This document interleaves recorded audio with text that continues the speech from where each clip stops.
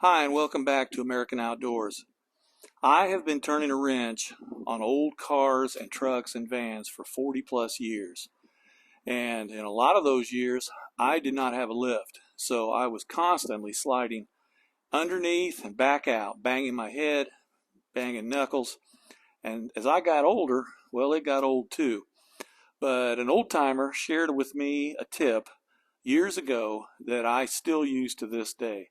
It's simple, it's easy, it's inexpensive. I'm going to share it with you today, and I think it'll be a great help.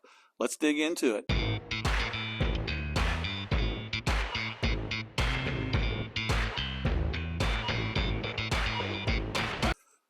What I'm doing with every old car or truck that I bring into my shop, whether it's running or it's not running, one of the first things I do is I will install a Ford solenoid along the firewall or the fender.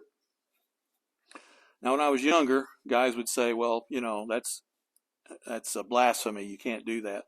A Ford part on a Chevy, there's got to be a verse in the Bible about that. But hey, I do what makes my life easier, and this makes my life a lot easier.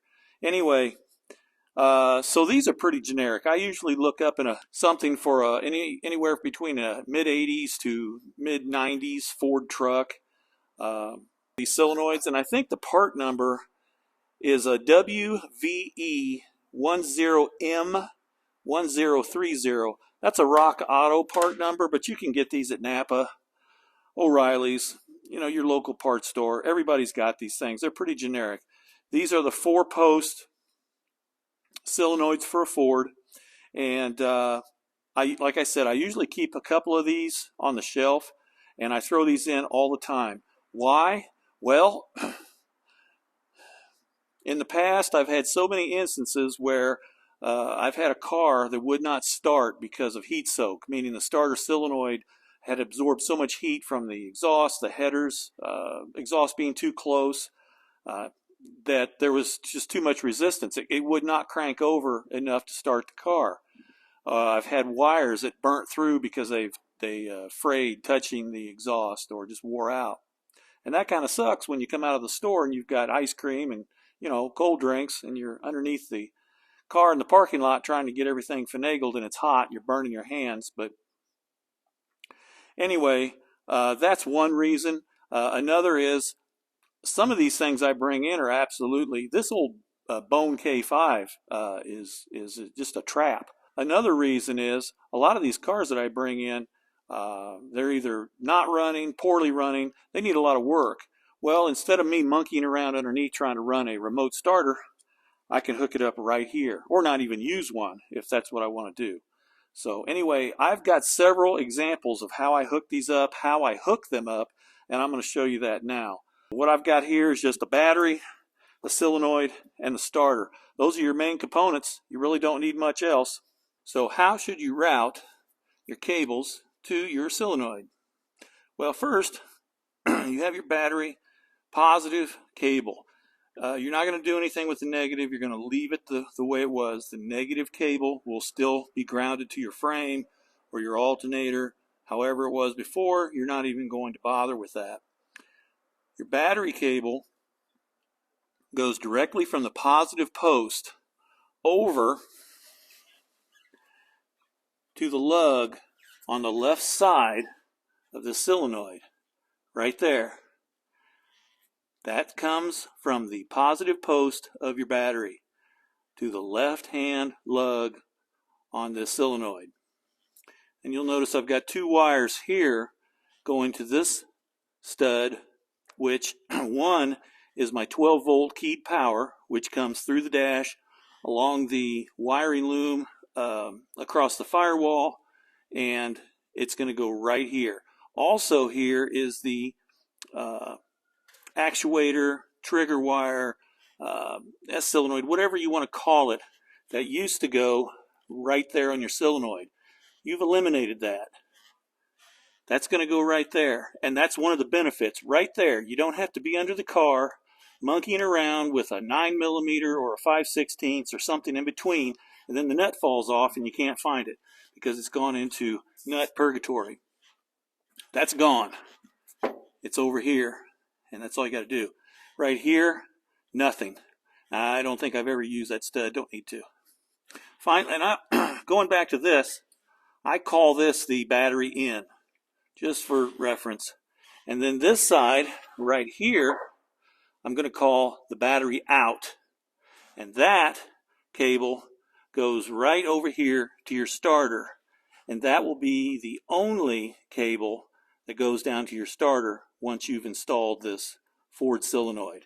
And that bolts up just like it did before, with the exception, I've got this shim, and I'll explain to you what this metal shim is and what it does.